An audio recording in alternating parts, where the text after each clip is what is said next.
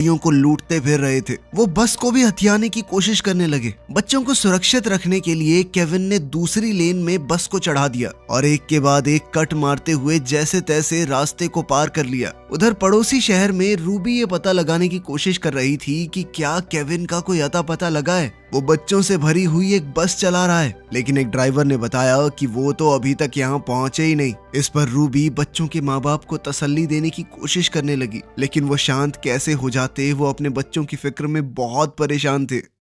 इधर Kevin main road से कुछ मील की दूरी पर था। तभी वो एक वर्कशॉप के पास पहुंच गया जहां वो अपनी जवानी के दिनों में काम किया करता था। उसकी जानकारी के हिसाब से उस बिल्डिंग के दूसरी तरफ एक सड़क है जो उन्हें शहर से बाहर निकाल देगी। वो निकलने ही वाले थे कि तभी बस में बैठे हुए एक बच्चे की तबीयत बहुत खराब होने लगी। इस धुएं और घबराहट ने बच्चों के शरीर पर बहुत असर डाला था। ये देखकर मैरी ने केविन को गाड़ी रोकने को कहा और वो बच्चे के लिए पानी ढूंढने निकल पड़ी। जाते हुए उसने केविन से कहा कि अगर वो 5 मिनट में वापस नहीं आई तो बिना उसके सफर जारी रखे। मैरी वहां पानी ढूंढते हुए एक वैन में घुस गई और वहां उसे पानी की बोतल से भरी हुई एक क्रेट मिली। वो दौड़कर बस की तरफ लौट ही रही थी कि तभी रास्ते में उसे एक हथियारबंद आदमी दिखाई दिया। लेकिन तभी अचानक से पीछे एक धमाका हुआ, जिस वजह से उस आदमी का ध्यान भटका और मैरी भागकर बस में चढ़ गई। केविन ने बस का इंजन स्टार्ट कर लिया, लेकिन धमाके से उठी आग ने उसका रास्ता रोक लिया और उसे बस तक पहुंचने के लिए थोड़ा घूमकर जाना पड़ा।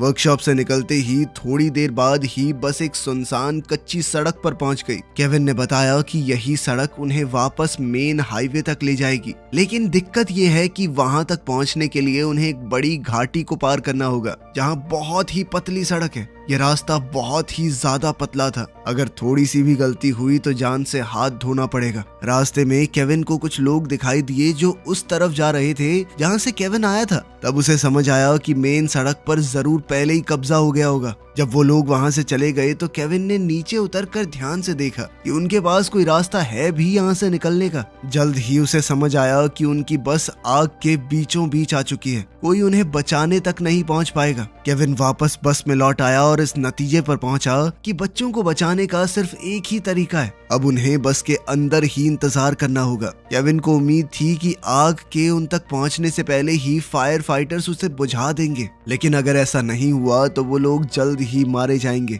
इस दौरान केविन ने मैरी को उसकी मदद करने के लिए कहा। अपनी कमीज के छोटे छोटे टुकड़े काटकर उसने मैरी से कहा कि इन कपड़ों को पानी से भिगा दो ताकि बच्चे उसे एयर फिल्टर की तरह इस्तेमाल कर सके। और साथ ही केविन टेप से सभी डक्ट्स को बंद करने लगा ताकि धुएं को बस के अंदर आने से रोका जा सके। ये सब करके वो भगवान से प्रार्थना करने लगा।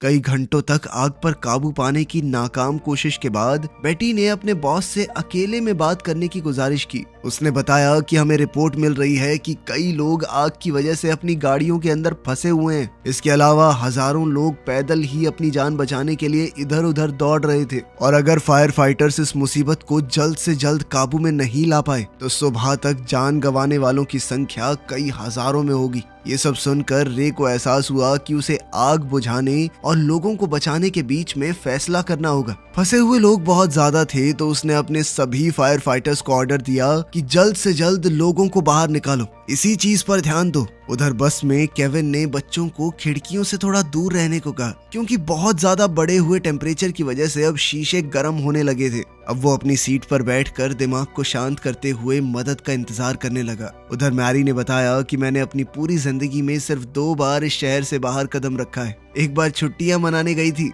और दूसरी बार अपने हनीमून पर। बचपन से ही मैरी का विश्वास था कि अपने छोटे से शहर में वो बिल्कुल महफूज है, लेकिन अब उसे एहसास हो रहा था कि ये जीने का कोई तरीका नहीं है। उसने अपने आप से वादा किया कि अगर वो इस आग से बच गई तो पूरी दुनिया घूमेगी, यूं एक जगह घुट घुट कर नहीं जीने वाली। मैरी की तरह ही केविन को भी अपनी मौत सामने देखकर बहुत सी चीजें याद आई। 28 साल पहले उसका अपने पिता के साथ एक शाम झगड़ा हुआ था। मैं 16 साल का था, इतना नाराज हो गया कि घर छोड़ दिया। फिर एक दिन अचानक माँ का फोन आया कि पापा बहुत बीमार हैं। मैंने सोचा कि एक आखिरी बार मिलकर सब कुछ ठीक कर लूंगा, लेकिन जब तक वापस आया वो जा चुके थे। अपने पिता को खोने के बाद केविन ने सोचा कि अपने बेटे के साथ अपना रिश्ता सही रखूं, लेकिन उस तरफ भी चीजें कुछ खास सही नहीं थी। ये सोचकर केविन रोने लगा कि मैं ना तो एक अच्छा बाप बन पाया ना ही बेटा। उसी समय जैसे ही केविन को एहसास हुआ कि आग बस के करीब पहुंच रही है, तभी वो फुर्ती दिखाते हुए आग बुझाने वाला सिलेंडर लेकर बाहर निकला ताकि आसपास की आग को बुझाए उन्हें